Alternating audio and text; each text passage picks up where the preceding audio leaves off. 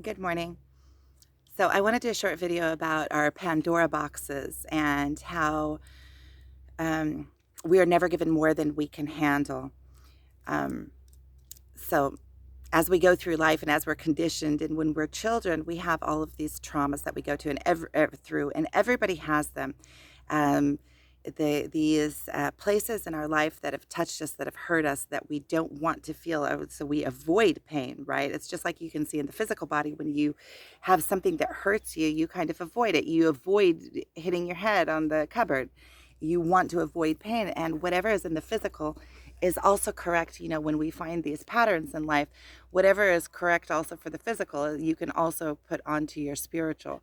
So whenever we're hurt spiritually, we also are trying to avoid and not have to feel that feeling. So a lot of times as we're really young children, when we go through life and we get into situations where people tell us things that are hurtful, or we are traumatized by them when we're really young. It's before we even have the capability to really process these things and understand that the other person said that to us because of their own weaknesses, or because of what they went through, or because of their perspective on life.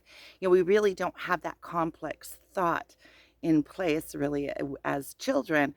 Um, so a lot of the things that people tell us when we're really, really young, we take and we accept, or we start thinking, oh, that is the way that I'm perceived in the world, and then we start putting on these masks, and we start closing off these traumas into these Pandora boxes within ourselves, and we don't even realize that we're doing it. So we start taking these things and we close them off, and we don't want to revisit the pain. So we start creating these behaviors on top of the Pandora boxes that will allow us to avoid those boxes. So anytime we meet somebody that has the potential of poking one of those boxes, or is talking about a subject that is uncomfortable for us, we start turning off, or we start having this reaction that some people start creating a reaction of becoming a victim, or some people create a reaction of lashing outward, or some people have avoidance reactions, or some people just close off and they don't say anything so that nobody can see them, so that they don't have to interact with the world. And the more that we close off these boxes, the more we narrow our lives. So when you have a trauma, like in a certain place, let's say let's say a sexual trauma, because that's something that is very easy to look at. And I'm not going to delve all the way into it because that's a massive subject, and and it's a very sensitive subject, but it's a very obvious one. So it's easy to give a point on that. So if you have a sexual trauma as a child, then you close off your sexuality, and your sexuality never blossoms and never matures. So wherever you have a trauma, in whatever branch of your life that you have a trauma, and you shut that down, and you quit revisiting it so that you don't have to have that pain, that place in your life doesn't mature. And then you stay, let's say, at whatever age of maturity that you were when you went through that trauma. So let's say if the trauma happened when you were 6, then you won't um, mature properly from the age of 6 in that certain aspect of your life. And you can see this in many adults in many different aspects of their lives, in interactions with other people, in all sorts of different aspects of their life. Um, and so we have these Pandora boxes, and we create around these Pandora boxes these behaviors that protect us. That anytime anybody gets close to it, it's like you could see like a dog protecting its bone. Anytime somebody gets close to the bone, they start growling, and they start having like this reaction that deters people from coming in.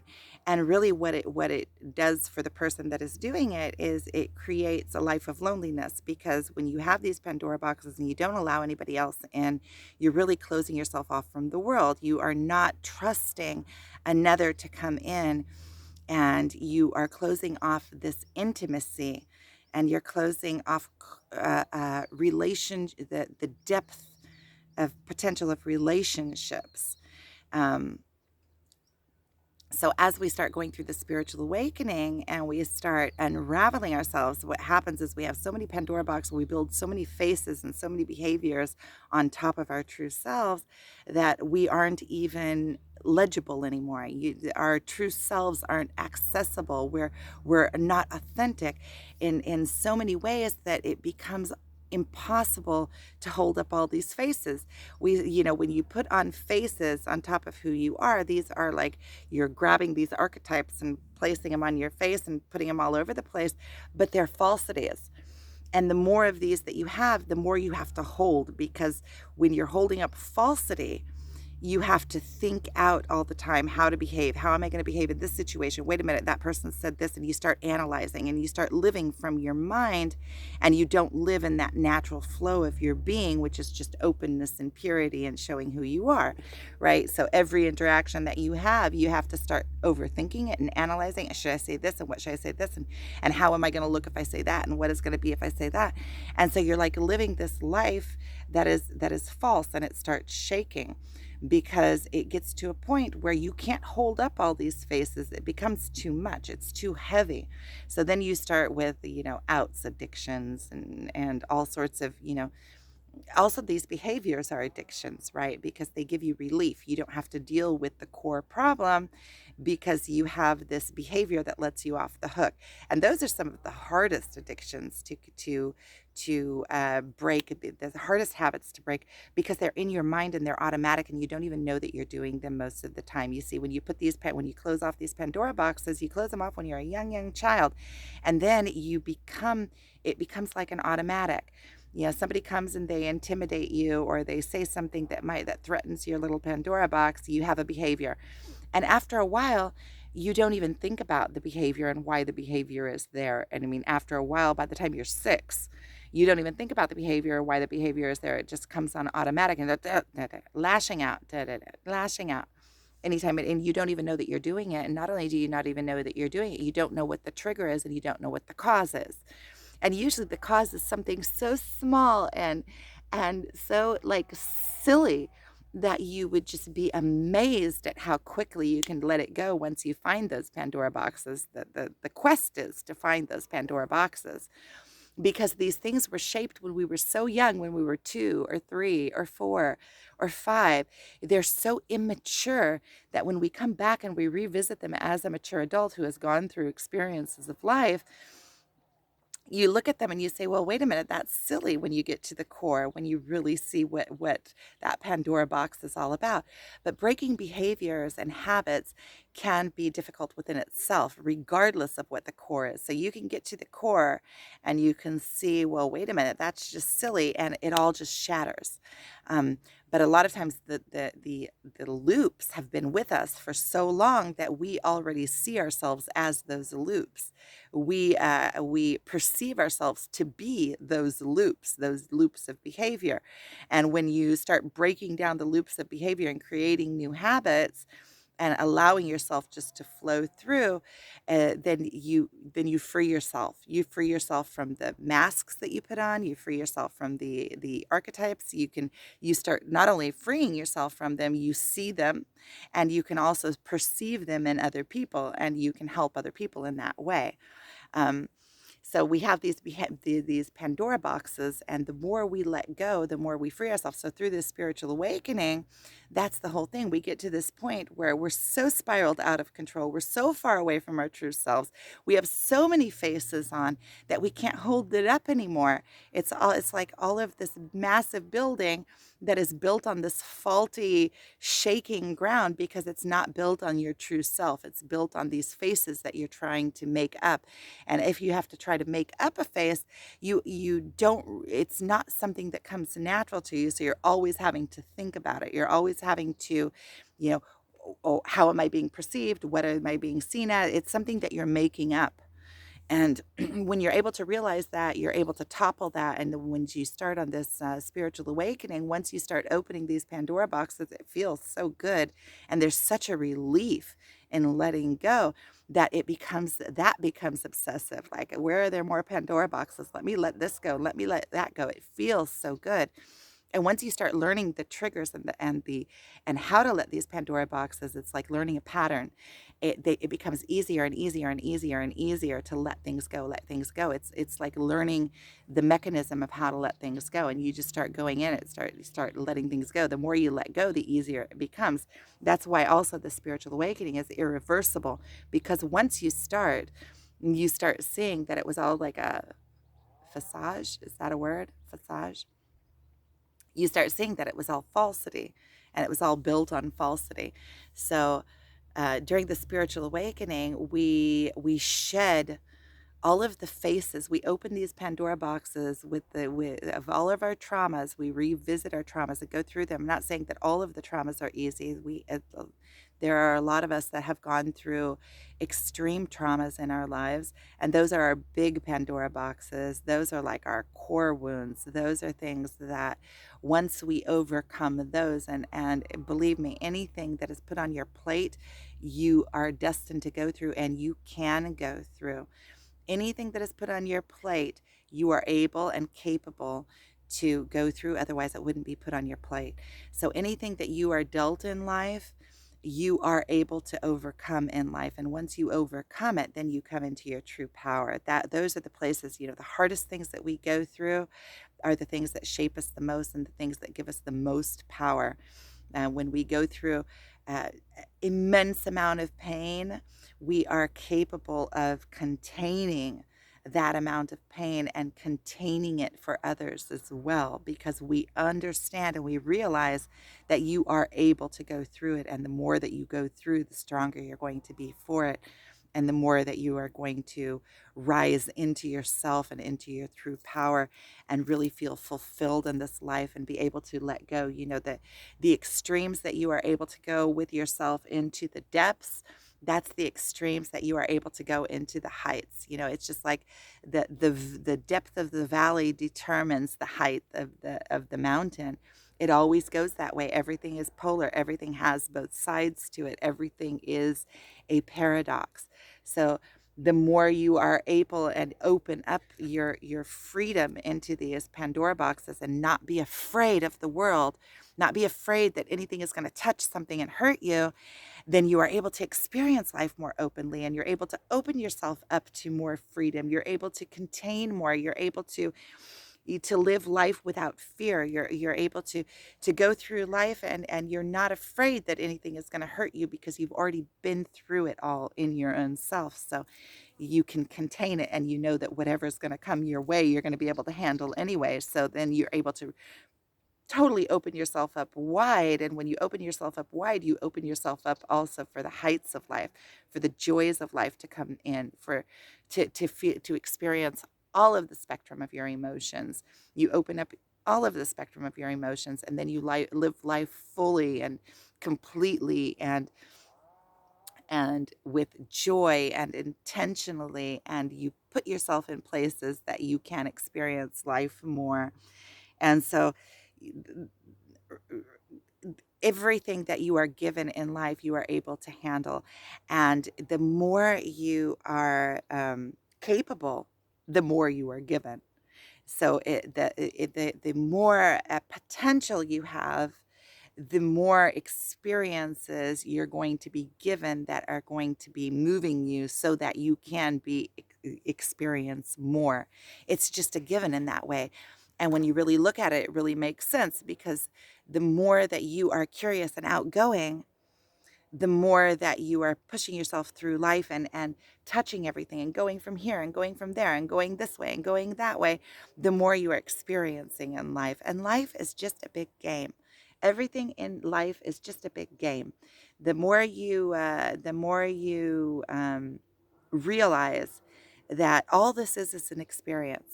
You can play with life, also the downs and also the ups. Life is an experience, and the more that you can experience, the more life you enjoy during this lifetime. It's like I say about time, how you can warp time. You can either sit still in time and go to the same job every day for 30 years, and then you have this big gap and this big space in your life of where everything is just kind of monotone. Or if every day you go out on an adventure and you do something new, your life in 30 years, it would be like you lived 5 lifetimes. So that in that way you can kind of warp time. There's other ways of warping time also, like by coming into the now, and there's so many other ways. Being completely present in the moment, it brings it kind of neutralizes time. Or if you experience life through energy, it's like going to a different dimension. So there's so many different aspects to it. But that is one way of looking at it when you look at time over like a lifetime. In memory backwards. If you look backwards in time, you can see that your life is kind of separated into chunks. There's the time I lived in that house, and there's the time of my marriage, and there's this time when my kids were young. There's when you were really little, the chunks, time seemed like way longer than it does when you're an adult. And that's because when we were children, we were more present. We were less in our minds. The more we're in our minds, the quicker time goes because we're losing time. We're losing time in our minds. And when you're present in the moment, each moment seems like it's spread out. So there's the time I was in kindergarten, which seemed like it was forever. Yeah, so really, when you look back on your life, you kind of see your life in like these blankets of time chunks. And the more chunks you have, the richer your life is. So, you know, the more things that you experience, and some of the time gaps, they overlap. So I have the time of my marriage, which was like this big. And then I have the time of that business, and the time I did that business, and the time I did this, and some of the gaps are overflowing. So it's really a perception. Time is really a perception. So I see that I'm going off course here. So this video is really about Pandora boxes and the spiritual awakening and the behaviors that we create on top of these Pandora boxes, and how once we start unraveling them and unraveling these Pandora boxes, we start breaking down our traumas and going through the pain of our traumas during the spiritual awakening. And then we can also break the patterns of behavior.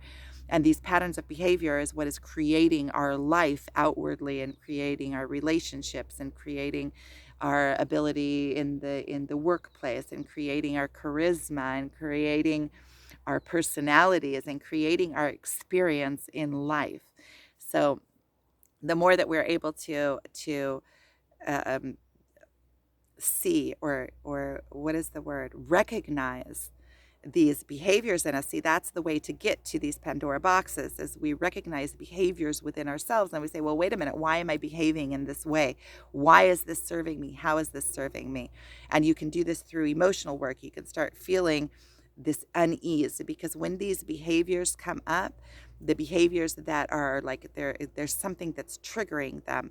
So when we have like lashing out, or we go into a victim mode, or we go into shut off mode, some people, their whole mechanism is just shut down.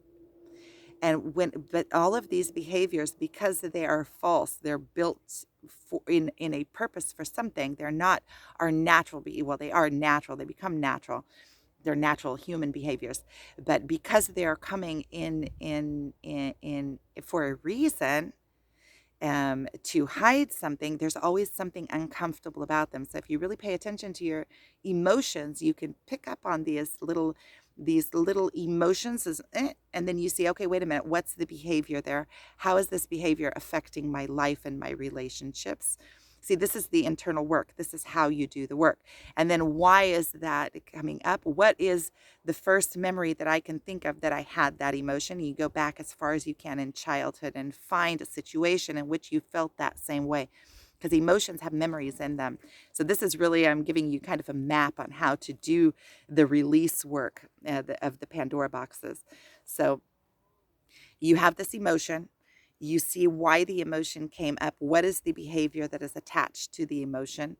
It could be avoidance. It could be lashing out. It could be closing off. It triggers all sorts of behaviors. It could be going into crying mode. I'm the victim here. But it always comes with like this uncomfortable, because you have this uncomfortable and then you have the reaction. But why is the uncomfortable coming? The uncomfortable is coming because there's a Pandora box that's being threatened. There's a pokey finger on your Pandora box. So you have an uncomfortable reaction. So what is the uncomfortable? So then you start following that emotion. Okay, why am I feeling that? Where did that feeling come from? When in my early childhood did I feel that? It doesn't have to be the first emotion. It doesn't have to be the first time that you've ever felt that, because a lot of these conditions that we have are from before we can even remember. But something in early childhood that reminded us, something that's far enough away from our adult self as we are now, so that we can go back and perceive it in through new eyes. Because once we're able to go back into our childhood and see our little child in this situation, we're able to see that it's false just like that. You can look at it and say, what? Why did that beautiful young child, vibrant with all those talents and all of that beauty, have to feel that way in that situation because of that other little kid that was only 3 or 4 years old that said that nasty thing, because that kid had something that happened in their home that made them feel like they have to lash out in order to get what they want, or whatever the situation is. But coming in with new eyes, you can really see you could really get perspective and make a new judgment about that situation. And a lot of times you can let it go just like that. You find the belief, the core belief, and you let it go. It's work. Yeah, you have to keep being aware and aware and aware of your thoughts and your emotions all the time. But once you start doing it, and once you start releasing those Pandora boxes, it feels so good that it becomes almost like an obsession. It becomes your new obsession. Where did this come from? Why am I behaving in that way? And what also helped me going backwards and looking in those Pandora boxes was putting my daughter in that situation. You know, at the time when I started doing this internal work and I started realizing these things, my daughter was really young, and I was putting my daughter into the situation of myself. You know, it can be a niece, it can be anybody. Somebody that you love, putting them in that same situation, asking yourself, would I judge that person for that? Would I, knowing that that person did, as a child, maybe you did something that you feel guilty about, but a lot of the times every time there's always a reason behind it. There's always a reason why you did what you did. And when you're able to look at yourself with compassion and understand what those reasons were, and to see the insecurities in yourself that you had at that point, or whatever it was that caused that, you can let yourself off the hook and forgive yourself.